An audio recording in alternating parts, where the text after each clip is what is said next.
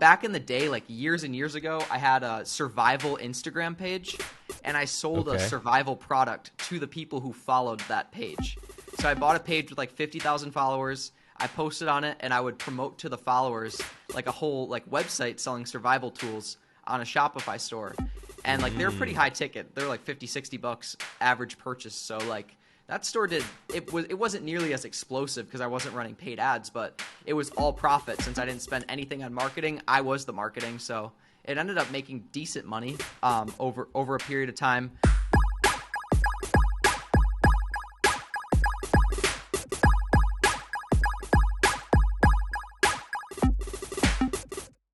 How's it going, everybody? And welcome back to another episode of Chris's Secret Podcast. I am impressed that you found it. On this episode, we are talking to Will, aka the Financial Wolf. Second time he's ever been on this podcast. So if you haven't seen the first time he was on, make sure you go back and check it out. It was a great conversation. We talk about why Will decided to sell his Turo cars, his plans to purchase his first ever rental property. Also, he talks about his completely free coaching course that he's doing for all of his subscribers, where you can learn how to do e-commerce and drop shipping completely for free. And then we also talk about his latest video series where he's testing illegal dark web money hacks. So if you have not seen those videos, as soon as you're done here, make sure you jump over to Will's channel and check out those videos. They're freaking crazy. He's buying counterfeit money and lost PayPal accounts. He's also buying people's Netflix accounts and coaching courses on how to counterfeit credit cards. It's a crazy video series. You'll definitely want to check it out. And make sure you stay till the end of the interview where Will discloses how much money he makes off of his YouTube channel. You won't want to miss it. So now, without further ado, I present to you Will, aka the Financial Wolf. All right. The wolf is in the building. How's it going, Will? Good. Am I the first recurring guest? I think you actually are. Yeah, I think you're my first repeat visitor. So I appreciate you coming back on for another episode. We got a few things that have changed since the last time you've been on. You obviously sold, I think, all of your Turo cars. You're planning to purchase property. You have a completely free course on e-commerce and drop shipping. And maybe my personal favorite new update from you since the last time we talked is you're now a criminal. So I'm super excited to talk to you. Slightly joking about that, but your freaking dark web video was probably the most epic video I've ever seen you drop. Like, that thing was so much fun. If you haven't seen Will's latest video, he's basically testing illegal dark web money hacks. So he does he freaking buys counterfeit money. He buys a lost PayPal account.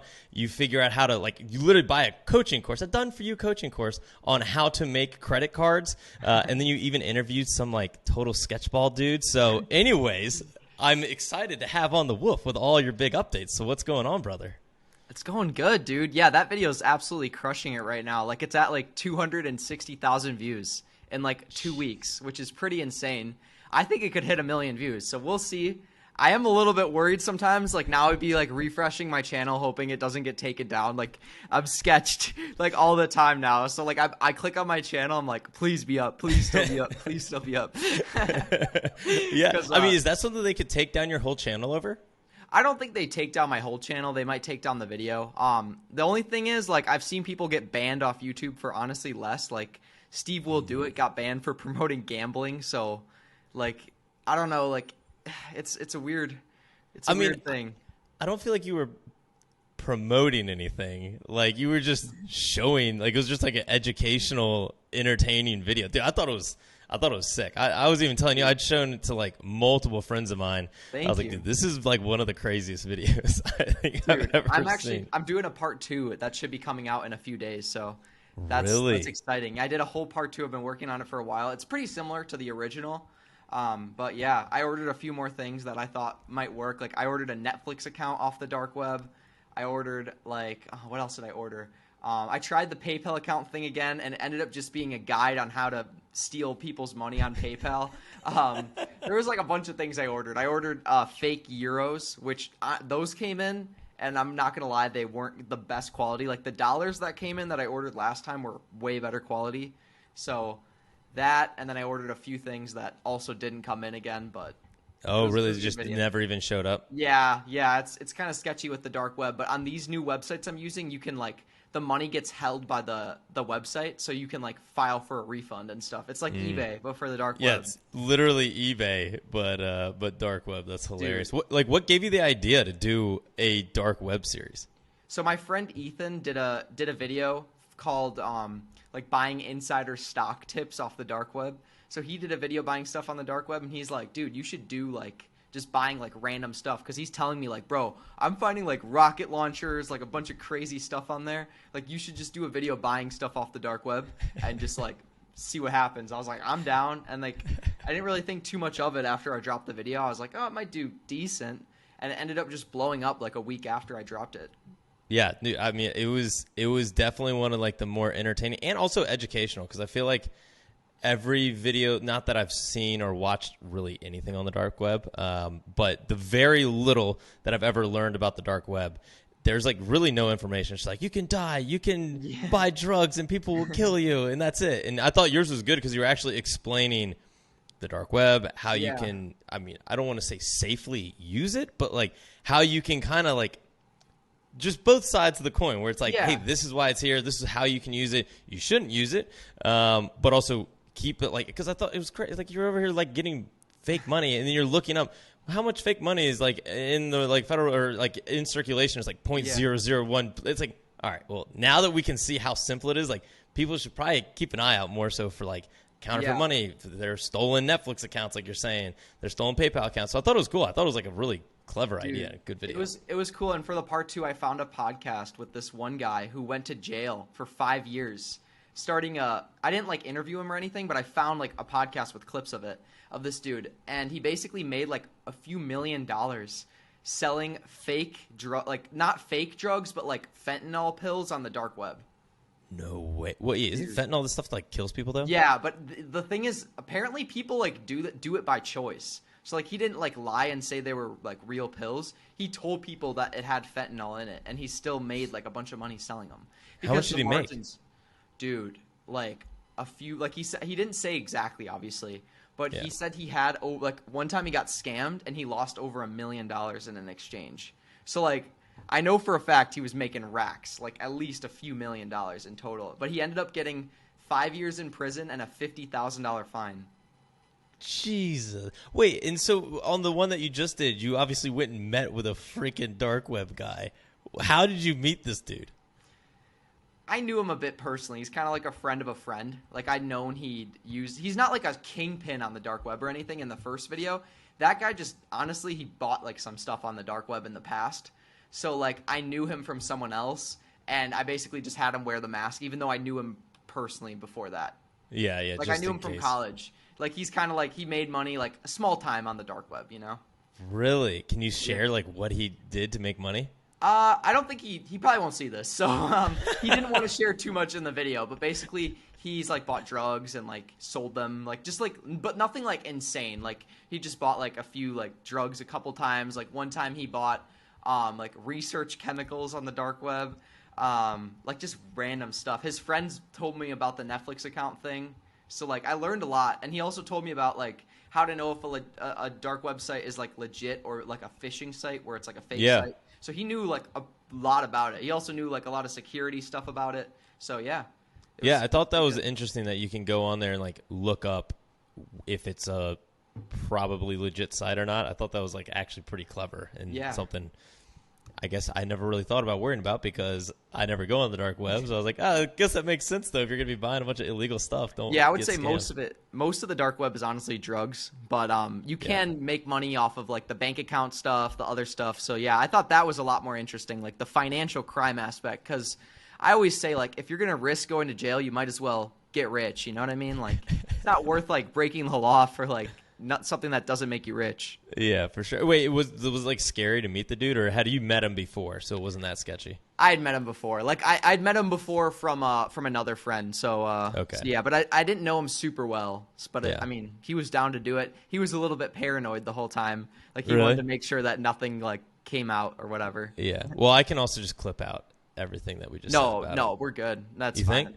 Yeah. His identity is fully disclosed. No one knows who he is. People were even saying that it was me, that I dressed up and edited myself in. It kind of did, like, for a little bit. It almost looked like you, or it was kind of funny. I was like, wait, did Will just dress up as like as another dude? But then there was like too many shots where y'all were like overlapping. I was like, I've been a pain in the butt. That'd be a lot of editing, but yeah, I was like, that's too much editing. It is possible to do that, but I'll tell you guys, it was a real person. The stories were real, so that's all I'll say. It was legit. That was legit. Have you ever heard of the story of the Ross Ulbricht, the like Dread Pirate Roberts guy that got arrested for the Silk Road? Oh, I heard about the Silk Road, but I've never heard about the whole thing. Yeah. Dude, it's kind of crazy. So he basically was like the mastermind behind the black market website, the Silk Road. And so essentially, like, think of Amazon, but for like buying drugs, weapons, like human trafficking, just like crazy shit. And so it was literally a $1 billion operation where he had over $1 billion in sales. And so this Ulbricht guy was getting like a transactional fee for every single sale that would go through the website. So he was making millions of dollars, and it took like the FBI like over 2 years to track the dude down. They were like tracking his IP address, analyzing like the site code, the freaking looking at his social media sites, wiretapping, doing physical surveillance on this guy. And then finally, when they had like enough evidence to arrest him, they ended up tracking him down to a library. All right. And so he's hanging out in the library. They're like looking at him through the window like he's like on his laptop, like typing away, and they needed the laptop because if they didn't have the laptop, they didn't really have any evidence on the dude because he was like super smart on how he would maneuver through all these things. So they go into the library. They have this one lady. She's like 5'0". She sits down across from him at the library, and she's like reading a book. Then another FBI agent, a guy and a girl, walk behind the kingpin guy, and the FBI agent punches the other FBI, the chick punches the dude in the face and starts screaming at him. So the Russ dude's like, well, what the hell is going on? As soon as he turns around, the FBI agent that's reading the book grabs the laptop, and then they just handcuff him right on the spot. Ends up going to jail. He's in jail for life because of this. Damn. Yes, dude, crazy.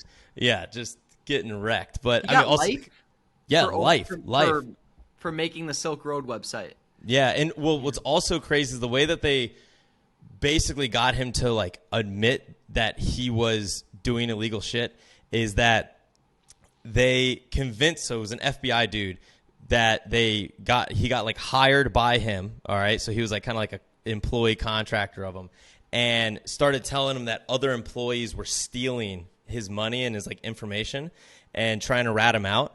So the FBI agent that was like a fake employee convinced the whatever his name was, the Dread Pirate Roberts guy, to send out a hitman to kill this fake employee that was stealing his data. So he sent him like, I think it was like $80,000 in Bitcoin to kill a dude. So they faked killed a dude.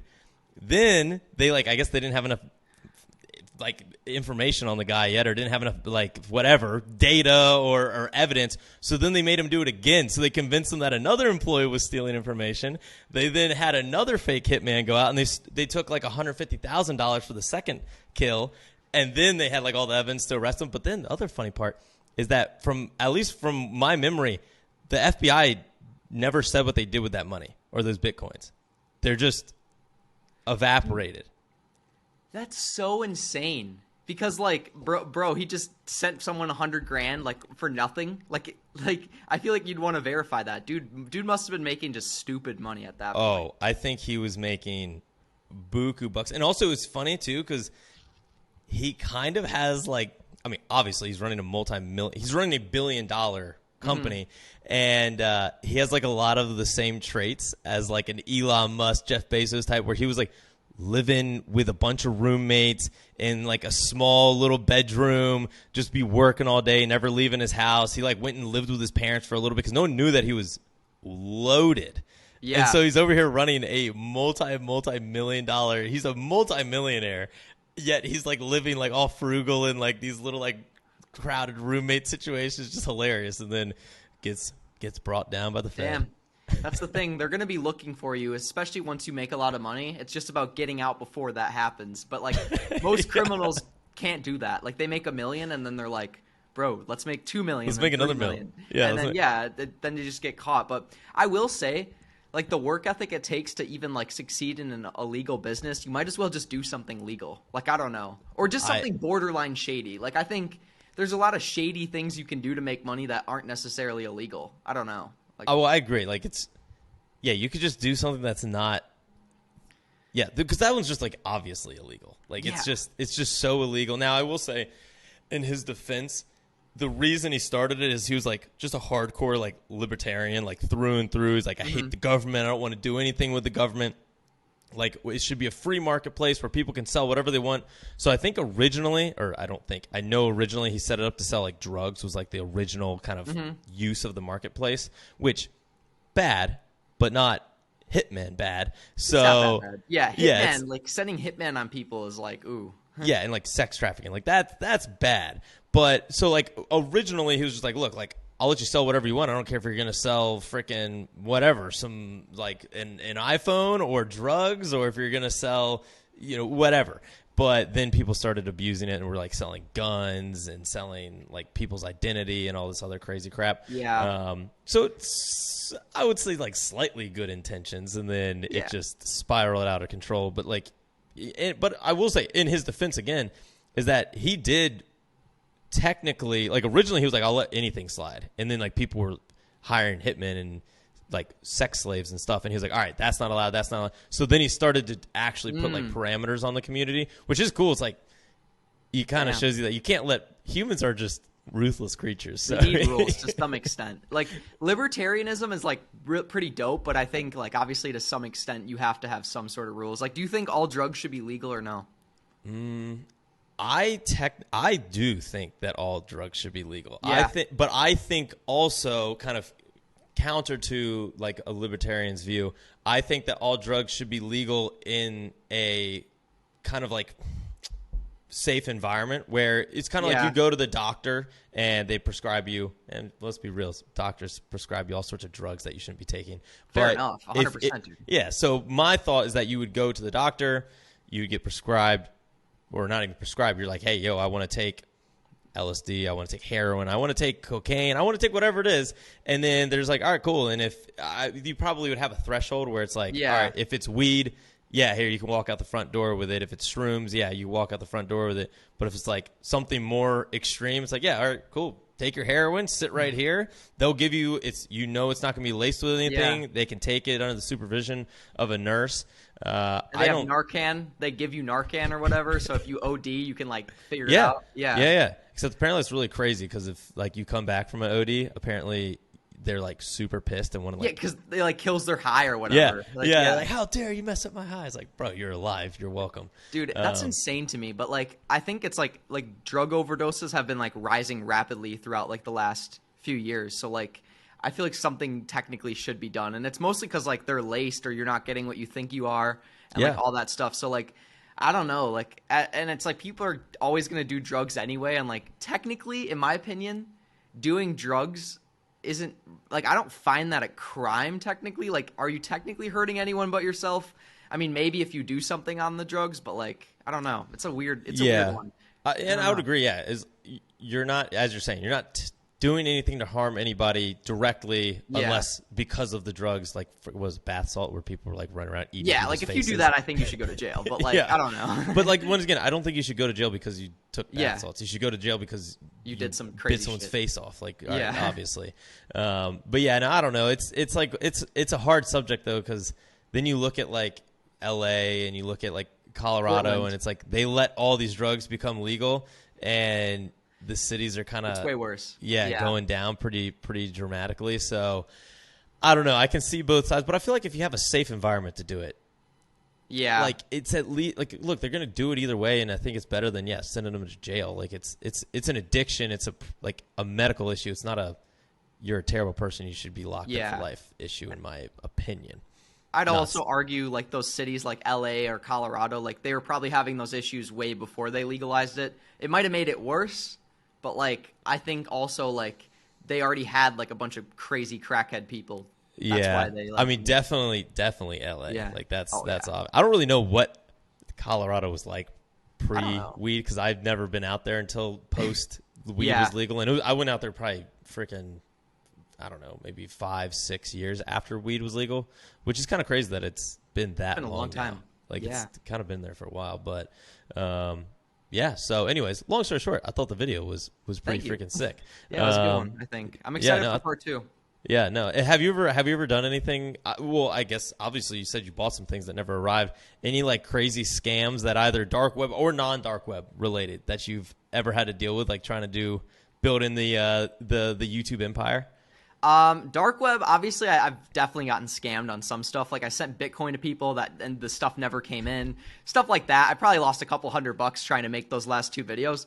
Definitely made more than that off the videos, so that's good. I'm chilling. No worries on that. I'm not tripping about that. As for scams in general, like I've definitely experienced that. Like I would say for sure, when I, like, for example, I used to flip phones, like buy and sell phones. Like I've had people like run off with phones when I try to sell them to them. Like one time I was selling a phone to a kid. He texted me beforehand like, oh, is the iCloud removed? I was like, oh, let me make sure it's removed before I meet you. And then when I meet up with him, he, like, the second I turn my back, bro runs away with the phone. No. Like on foot. Another kid. Did you catch him? Did you chase him down? I didn't. I'm stupid. I mean, dude, actually, now that I think of it, I watched one of your, I think it was on one of your videos, or maybe it was like your story or something, where some dude was trying to steal your iPhone and you just ripped it out of his hand. I was like, oh, that was the second time. I was so sus.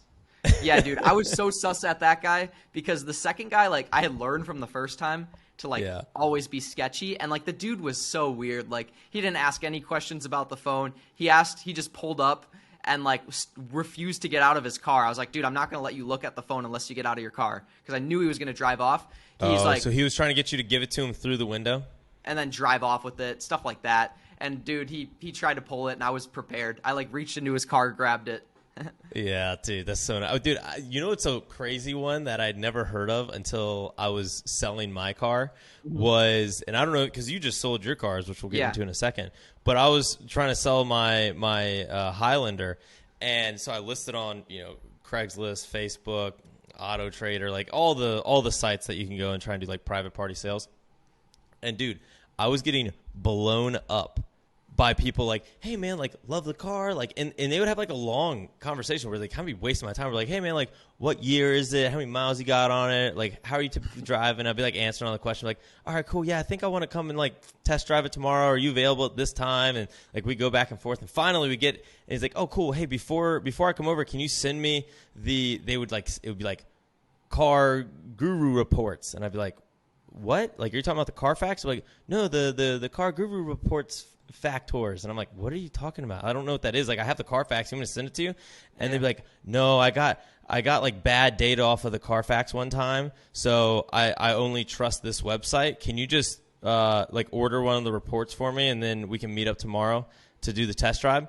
So I like go on the website. I'm looking, I'm like, yo, this website looks super suspect. Like, what is going on? So then thankfully I never ordered it, but I ended up Googling. I was like, hey, what is this website? And it's like one of the top things that whoever's in charge of taking down scammer people, like the government, whoever's in charge, is like, do not fall for these car scammers. So anyways, I have like a million because they steal your credit card information when you buy it, probably. Exactly. Yeah, you have to, because I went to it and I clicked on like order a report, and it was like, put in your credit card information. I was like, there's 0%, but it was honestly a pretty legit website. Like, if I wasn't suspect in the beginning, I would have probably just like dodged it. But damn. Yeah. So anyways, did you have anything like that? I had no dude, I listed the CRV, and the same day someone hit me up to buy it. That's crazy. But you were listing it like below KBB, right? Or like kind of like on the low end of the range? I was, because the car had like some damage from just like renters and shit. So I was like, dude, like this, like to be honest, if I were to fix like the repairs it needed, it would have cost a couple grand, just because, it's expensive. It needs body work. It's not big issues, but like it is things that would lower the value. I probably could have sold it for more. I really think I could have, but I mean, I made money on that car. I made money. Wait, and so you sold the CRV, and then do you have any Turo cars left right now? No, I don't. I don't have any cars left. Dang. So what made you decide to get out of the Turo biz? Well, mostly because I was trying to get into real estate, and I thought I could probably do both. First of all, I was kind of getting sick of Turo. Like, I hated messaging the guests. Like, I loved it at first, and then it slowly just became a pain in my butt, like waking up and they're asking me like stupid questions that I just don't feel like answering. And I just became a worse host over time. Like, I kind of lost a passion for it, and I didn't like taking phone calls, like doing customer support while I'm trying to work on my actual businesses. Like, Turo was always just a side thing. So that kind of became a pain, and I was getting into real estate, or wanting to get into real estate, and I got hit with like a $30,000 tax bill. And like I knew I was going to pay like probably like 20, but I wasn't expecting to pay that much. Yeah. And that kind of ate into a lot of the money I wanted to put as a down payment. So I was like, screw it. Let me sell the cars. Like, they haven't depreciated too much. So let me just get rid of them and take that cash and put it into a house. So now I got the cash, and we're looking at properties. Yeah, sick. Now, would you recommend, like, I guess overall thoughts on Turo, like, would you recommend it to somebody as a side hustle? I would for sure recommend it. But the only thing I'd say is, if you're not mechanically like gifted or anything, it's kind of tough to do Turo. Yeah, I mean, that's fair. It is. I mean, honestly, it's kind of like real estate too, where it's if like for me, because I self-manage all my properties, and so if you're willing to manage it yourself, if you're willing to fix the toilets yourself, if you're willing to go over and unclog pipes and stuff, it can be very profitable.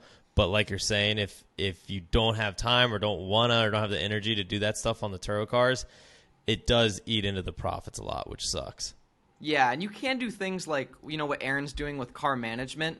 You're going to get a decent return with that, but it's tougher. Like, you're not going to get an insane return off of like hiring a management company to manage your cars. It eats into your margin a lot. It takes your ROI like on an annual basis from like 50% to like 15 to 20%, which is still good. Yeah. But it's like, if like for a business, you really want a great ROI. So like if you want to do Turo, and you don't have like a ton of money, like if you're rich, like maybe buy a car and have a management company do it. But if you're, if you got 10 grand and you want to start a business, like you better be ready to learn about car buying, learn how to fix cars, learn how to do things yourself. Just like how I am getting into real estate, you have to be willing to put in that work. But at the end of the day, I would say if you have like 30 or 40 grand, I would probably get into real estate over Turo, just because it's the same cash flow concept, except you're have an appreciating asset versus one that goes down in value.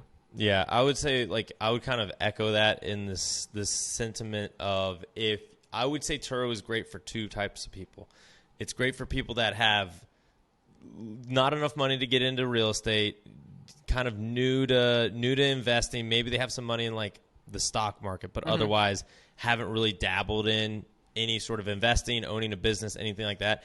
It's a really cheap and easy way to essentially run your own company. Yeah. I mean, you can either buy a car or you can use your existing car, and voila, you just rent it out. It's very easy to find customers. It's very easy to learn how to manage people. So I think that's, and as you're saying, you can make a really good return on your investment if you're managing it yourself. So 100%. That's one side. Or the other side is, like you're saying, if you're rich and you have, a bunch of different investments, you're trying to diversify your portfolio. You already have stocks, you already have bonds, you already have real estate, you already have a business or two, and you're just like, look, like, I just want to diversify. I think Turo is another great way, but I don't think you'd want to get one car per se. I'd say you'd really want to scale up and have a handful of cars. Yeah. Otherwise, it's just like, it's honestly more of a headache and a risk than it's worth if you're just going to do one or two cars. So no, I would agree though. Now, going into the real estate side, which is obviously what I'm excited about. Like, what made you want to get into real estate?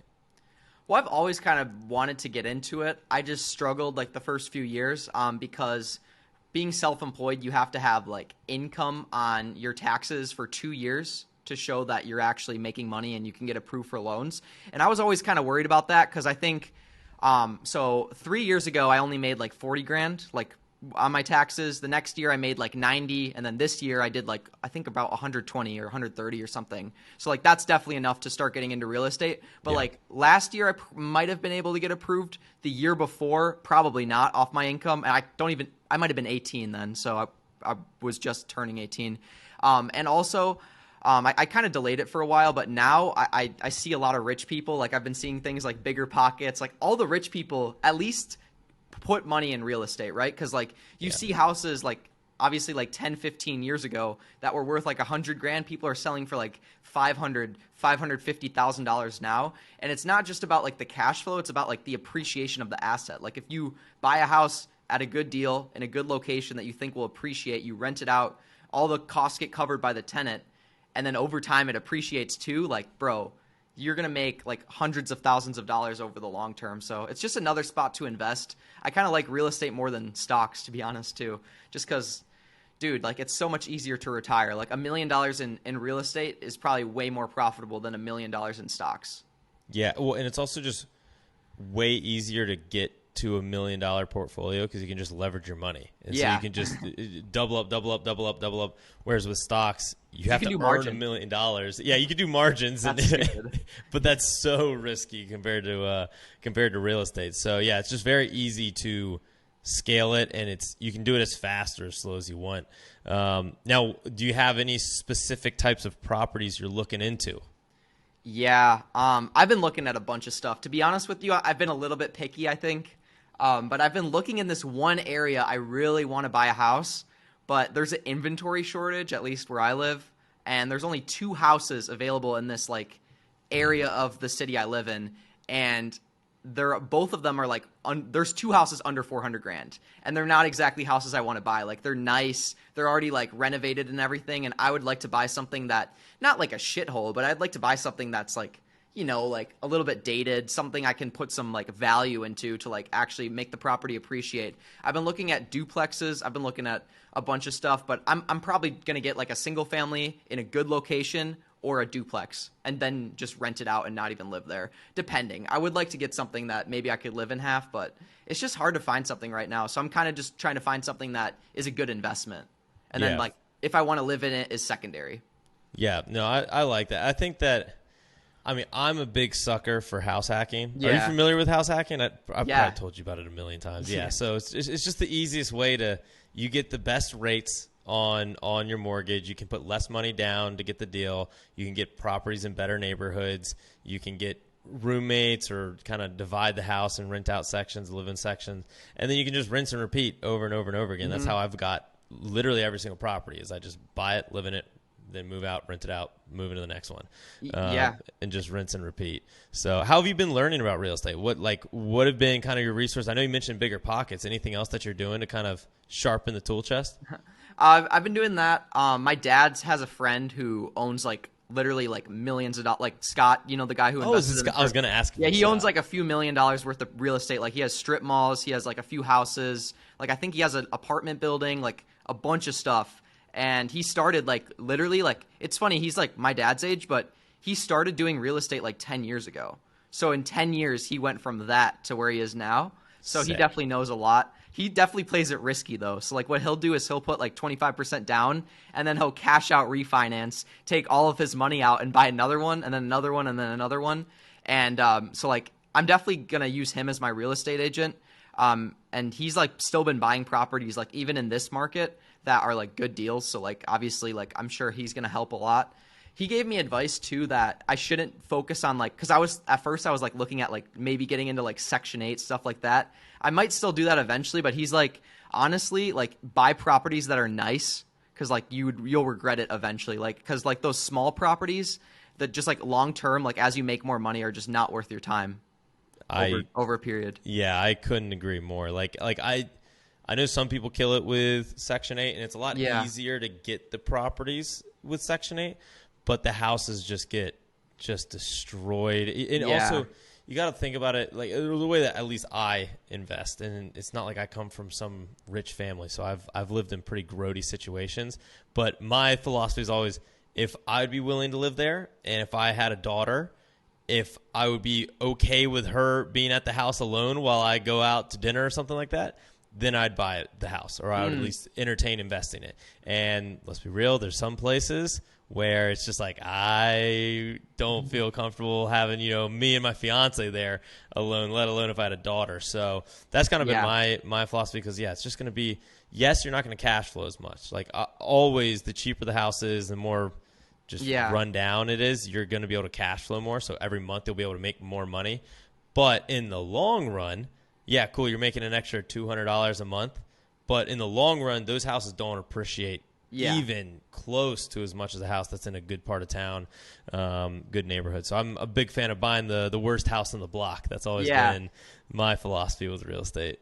I'm definitely focusing on location. Like, there's a lot of cheap real estate I could buy in the area I live in, but like, they're just not in great areas. They're in areas that are so bad. There's actually a book written called Eviction about tenants in Milwaukee, Wisconsin that just like never paid, destroyed houses, like burned down houses, like whole blocks, like Detroit, basically.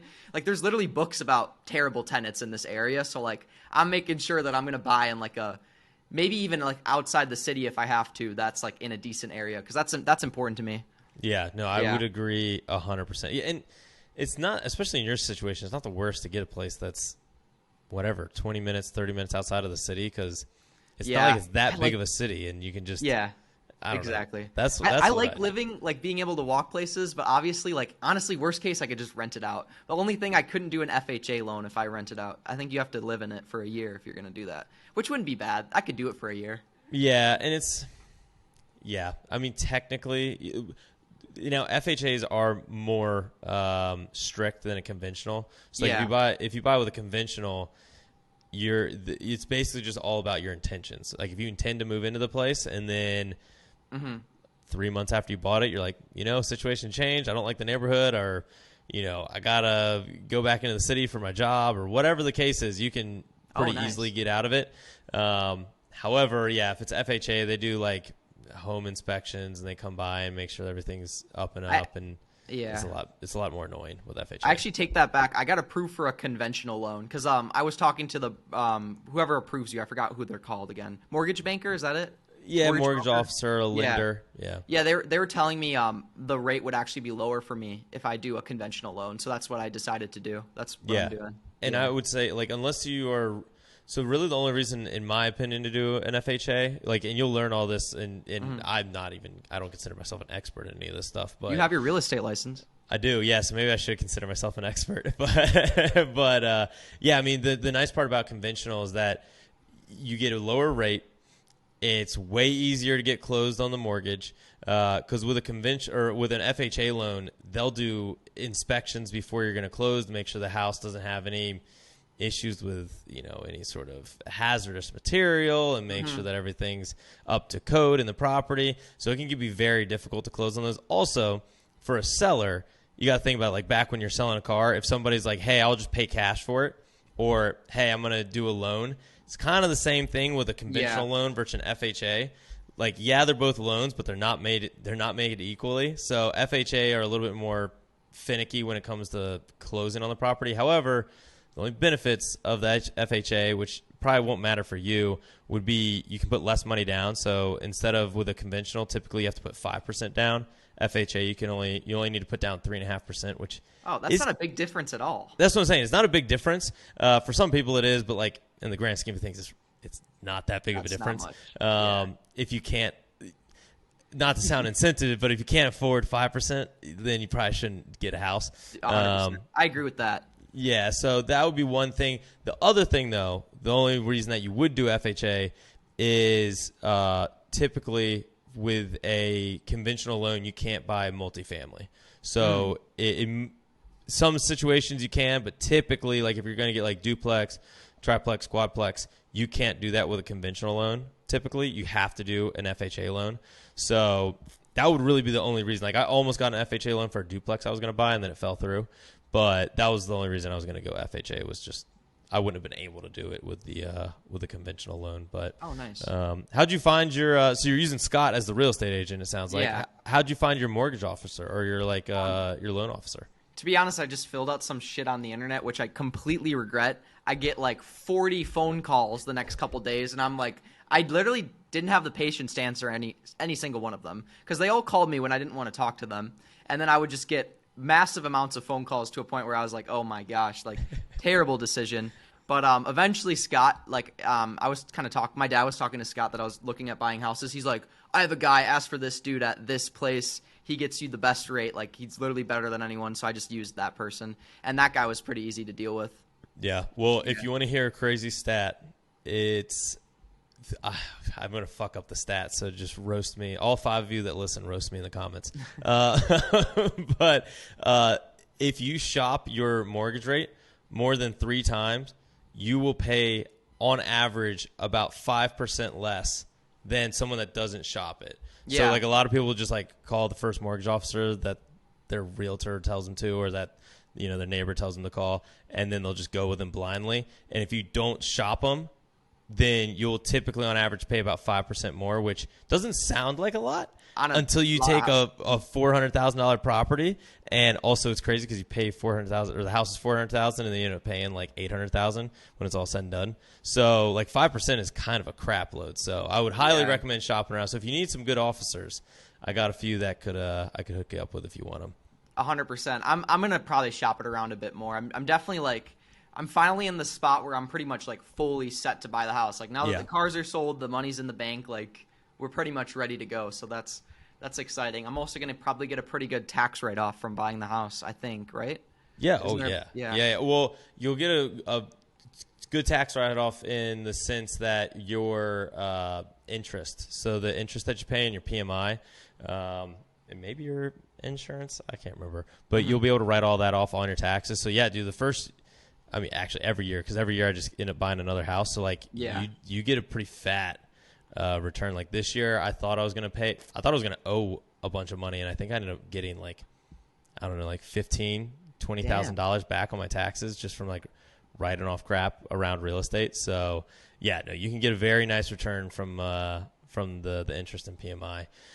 All right, cool. Well, let's change the subject, because you have kind of something that I don't really understand why you're even doing it, but you're doing a completely free e-commerce / drop shipping course for people.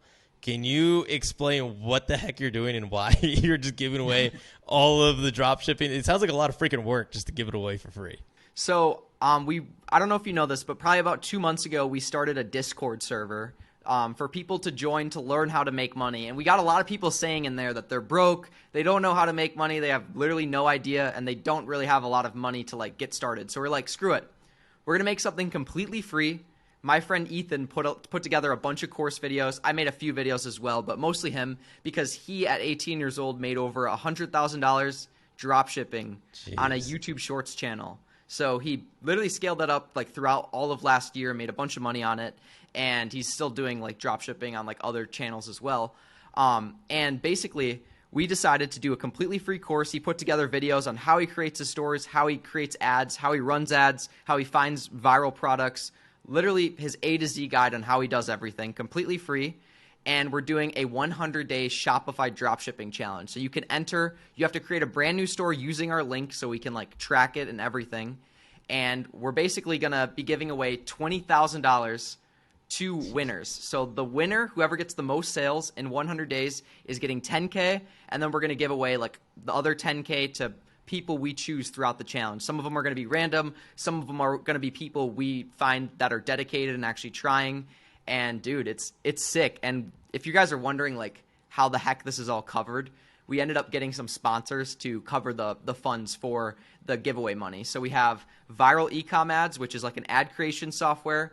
We have Zendrop, which is another sponsor we're using. And then we have Mania, which is like a product research tool, a really good extension. Like a lot of dropshipping people use them. These are 3 products you definitely use on your dropshipping store. And then the 4th sponsor, it's more of an affiliate sponsor, is Shopify, because that's what you're going to use to create the e-commerce store. And they're allowing us to literally host a free challenge and give away $20,000 to people. So that's very exciting. I'm hyped. It's going to be a fun thing, because I'm going to make YouTube videos about it, and I hope it gives people like an excuse to actually like do something this summer, because there's a lot of like teenagers or like young adults who watch me that they're always like, I want to start a business, but like they delay it too much. But like this 100-day challenge, like, dude, you have a great chance of like making some kind of money. You have great guidance from people who are killing it. Mostly my friend Ethan in the dropshipping sense. And I'm excited, dude. It's launching in 2 weeks. I'm pretty hyped.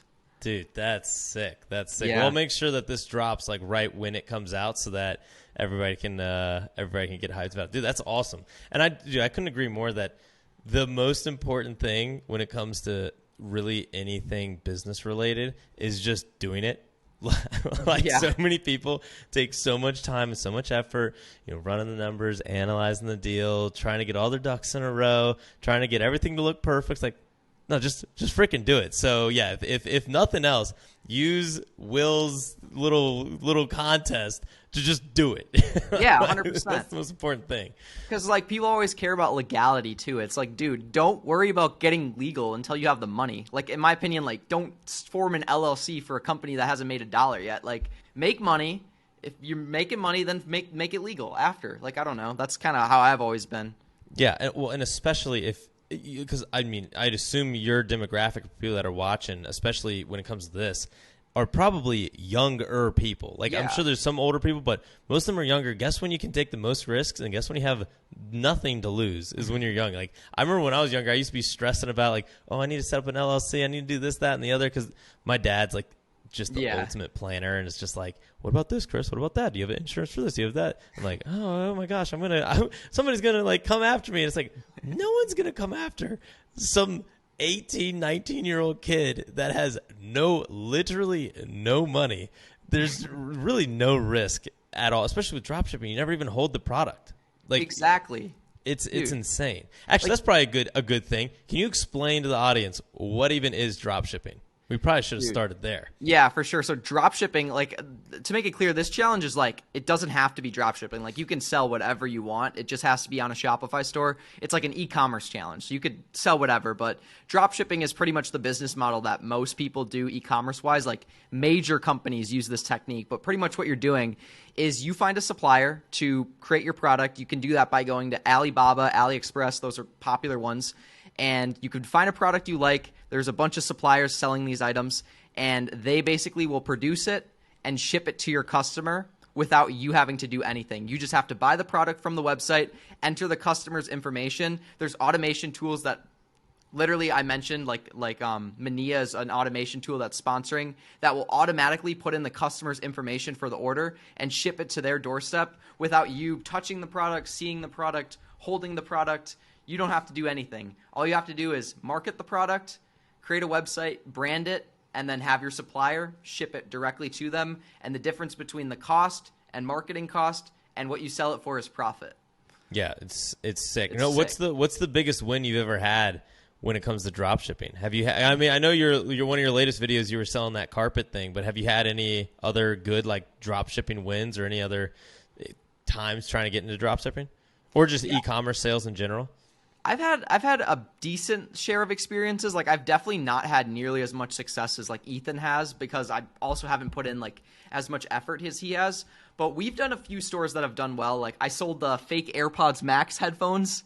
That product's a winner. But the issue is because of copyright and Apple being on my ass, like the store and like stuff kept getting taken down. So we were making like, I think at the peak we hit like $500+ in one day in sales. So like we were making a few $100 on that, but like it got taken down pretty quick because the product was copyright.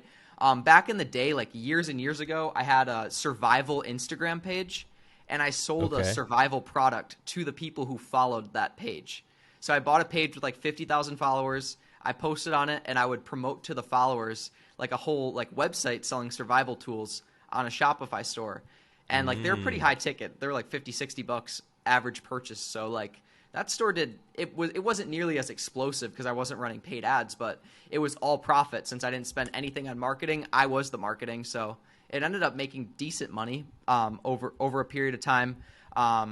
Dude, I've done so many stores. Like recently with the carpet thing, that product's more of a gimmick. Like that will work, but the best products solve a genuine issue, like a problem, something that solves a problem. Wait, so with your buddy Ethan, what kind of store did he build or scale up that ended up making him $100,000? Because that's kind of insane to be a teenager making $100,000 off of a e-commerce website. Dude, yeah, in 1 year it did $120,000 in sales. So, but profit margins were like 70%. Like he upmarked that thing so fat. But he basically has I don't think he openly says the channel name, but he has a shorts channel that's in the airsoft niche. And it has it's about to hit 1 million subscribers. So he makes YouTube shorts testing out airsoft guns, and he sells airsoft guns or like mini airsoft things on his website. And he puts it in the pinned comment of every single one of his shorts. And this page, like this shorts page, is getting like 500,000 views every day. Like it's insane. So like, dude, and he does this little deal where it's free plus shipping because he has a cheap product. Like some of his product, it's called like a mini Glock. It's like a mini gun. Yeah. And he'll like do a promotion where it's products free. You just have to pay for shipping, which is like $10, and it costs him like $4 for it. So he'll just bank on those. But he also has like more expensive high ticket products. He even has a store selling lightsabers. He has a store selling like katanas. So like weird like stuff like that he makes shorts with. Yep. Dude, the free plus shipping is like just age-old trick that works so well. Dude. It's insane. Yeah, like in December on that store, like the airsoft store is slowed down a bit, but he has other stores he does still. But the airsoft store he was doing in December did like over 10,000. I think it might have been like $15,000 in sales just off that. Dude, that's sick. Dude, yeah, because in dropshipping, I don't think people understand how quickly it can get very lucrative. Like it doesn't take a rocket scientist to have a big win with any sort of like either drop shipping or e-commerce. So like for me, for example, do you know what elevation masks are? I don't think so. Do they help with like oxygen as you get higher or no? So it kind of looks like Bane from Batman, but it's supposed to actually does the opposite. It restricts your breathing. So it makes it feel like you're running or working out in high elevation. And so you look like Bane. Anyways, they were big like maybe 5-10 years ago. Everybody was wearing them, so you'd go for runs and you go work out and you have this elevation mask looking thing. Anyways, they were at the time being sold for about $85 a mask, and I found them on Alibaba for $10 a mask. Damn. So yeah, and so I listed it. At the time, I had a pretty successful eBay store with a bunch of reviews, a bunch of positive reviews, all that fun stuff. And so I listed the masks on my eBay store for $65 a mask. All right, and in 12 hours, I sold 35 masks. All right, so in 12 hours, I made $2,275 in revenue, or profit-wise, I made almost $2,000. I made $1,950 in 12 hours. And that's just straight profit. Now, of course, at the time, I was working like my first job ever out of school, where I was making no money. I was making like $25,000 a year. So I'm sitting there and I'm like running the numbers, like, holy shit, dude! Like if I keep this up, I'm gonna make over $700,000 like this year. Like I'm rich. Like I just did it. I cracked the code until I got a cease and desist letter from the owner of Elevation Mask. Yeah, dude, they came after me. They ended up banning my eBay account. And then they were like, dude, they were harassing me. They had their lawyers reaching out to me. I was only open or selling these for 12 hours. So yeah, anyways, all got shut down. I ended up shipping off the masks to people, like doing the drop shipping.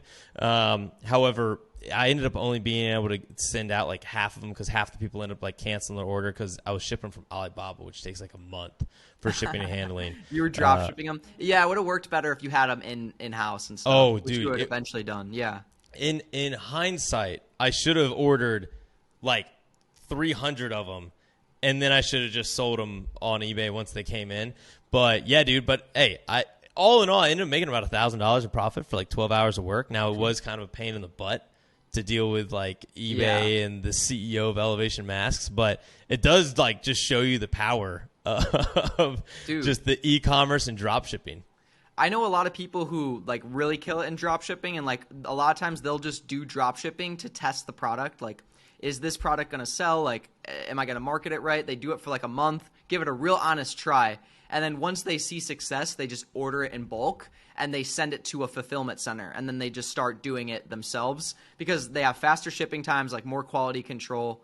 stuff like that. So I think a lot of people see like drop shipping or affiliate marketing as just like a way to make money, but you have to think of it in the way of the customer, right? So you have to find creative ways for it to actually work. Like sell a product that people actually want, market it in a cool way, and like be patient. Like I think a lot of people will just think they can get rich selling a phone case like on the internet or like some BS product. It needs to be good.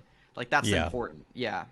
Yep, 100%. I would also recommend if people haven't read it, I think I already did a book review on it on my podcast, but the 4-Hour Workweek talks about how to make a extremely successful e-commerce business, and they talk about how to automate the whole process, how to figure out what product to sell, how to price it, because you want to build essentially like a luxury brand around your product so that people are overspending for it. Because if you're trying to compete on margins, which is what I was always doing, and with my elevation mask business, all I was doing was just competing on the price, you're never going to be able to beat somebody that just has fat, like your buddy, 70% profit margins. Like he has so much wiggle room when it comes to ads and suppliers and all that fun stuff. It's because he built a brand around the product, and people know, hey, this YouTuber is selling these, and they want to buy from him because they watch his videos. Yep, 100%. And it's 100%. a faceless channel. Like he doesn't even show his face. Like people, it's funny. He has a personal channel and he has like all these shorts channels. No one knows who he is. He just makes racks selling stuff on the internet. Yeah, that's sick. I did the same thing with I had like BMX ride guide, snowboard ride guide. Like I had all these like extreme sports pages where I would do like tutorial videos, but it wasn't me. It was just like you're saying, it was a faceless channel. But how many views are you getting like on a monthly basis on your YouTube channel? So in the last 28 days on my channel, I got a total of 573,000 views. Every 48 hours, I'm getting 2,225 views every hour. Every 48 hours, 82,370. These are pretty fat numbers right now. And if you're curious what that translates to in terms of money, I would say AdSense wise, around $200 a day, $200 to $300 a day. Dang, so not bad. Off of a YouTube channel. That's crazy. How long did it take you to make your first dollar on YouTube? 2 years. 2 years to make your first dollar? How many videos were you posting? A lot, you got, like, how frequently, I should ask, how frequently were you posting before you made your first dollar? The longest break I ever took from YouTube is 3 weeks, which I did that like maybe in the last year. Like that's been more recent. I was way more consistent when I first started because obviously the videos weren't as good. That was me posting 2 times a week on average. So I probably posted about 150 videos or so before I saw any success. So 1 to 2 videos every week. And I even had a month where I uploaded daily on YouTube. Jeez, daily. That's insane. Now, how much money do you make off of your other social medias? Like, do you make any money off of TikTok and Instagram and Facebook? TikTok, I don't do Facebook right now. I should definitely get into it. I've heard a lot of people making money on that. TikTok, I make probably around $100 a month, but I get the occasional like sponsor and stuff. So like I'll get like a sponsor, which is like usually like $2,000 each time. So I would say TikTok averages out to like $2,500 a month. I do Snapchat, which does really well. $2,500 a month? Oh, including sponsors. Got it. I usually get one on average every month on TikTok. Instagram, I don't make any money. They have like a fund where you can make like a little bit of money, but I haven't joined it, so I'm at 0 for Instagram. And then Snapchat, you've probably heard a lot of people talk about this, but I have a Snapchat show, which is literally reposts of my YouTube videos. And personally, I take probably around like average of like $2,000 to $3,000 a month off that. Dang, off of Snapchat. Dude, Snapchat ad rates are even higher than YouTube, which is so weird. I don't know how. That's insane. Wait, and so in order to get like affiliate marketing, or not even affiliate marketing, in order to get sponsorships where they're paying you literally thousands of dollars for a post or for a video, how many followers, subscribers, or views did you have to get before anyone ever offered you a sponsorship deal? I think I had 20,000 subscribers on YouTube when I got my first like actual sponsor. I probably did some like affiliate and stuff before that. But like the actual like we'll pay you this much and you do a video, I was probably getting like 5 to 10,000 views a video at that time. And the first sponsor I ever got paid me $500. Really? Who was it? It was a survey website called freecash.com. It's like a survey website. And it's funny because that same company continued working with me. and I think the most they ever gave me for a video was $5,000. $5,000 for a video? How long did it take you to make that video that they paid you $5,000 for? Like 4 days maybe. Okay, I mean that's a real day's worth of work. That's a real day's worth of work. It was a 20-minute video. It took a long time, but dude, it was that was well worth it. And I spent like $1,000 in the video. Like I spent a lot of money on that video. So like a lot of times when I get sponsored money, it just allows me to like reinvest and make cooler videos and stuff. Dope. Cool. Well, dude, I appreciate you coming on. Anything you want to shout out, or where can people find you? Well, yeah, check me out on YouTube. And again, check out that Shopify challenge because it's literally free and you can win up to $20,000 in cash. The winner's getting 10 and we're giving away money every week. So make sure you guys join. That'll be fun. Dude, that's awesome. I cannot wait. The Financial Wolf, everybody. I appreciate you coming on, sir. Yep. Peace. Thank you so much for listening to this episode of Chris's Secret Podcast. I hope you enjoyed it.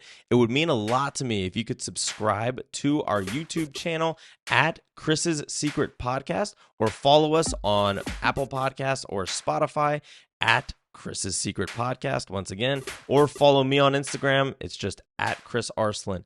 And remember, if you want to get involved with the show, reach out to us and ask us a question, and you might be featured here on the show during what is my favorite part of the show, the mailbag. So if you want to get involved, it's very easy to ask me a question. Just slide into my DMs on Instagram. Once again, that is at Chris Arslan, or leave us a comment on YouTube on our latest YouTube video, or leave us a review on Apple Podcast and ask us a question in the review. Remember, 5 stars only, please. And until next time, figure out some ways to make some passive income so I can see you out on the slopes or on the pickleball courts. So until next time, peace.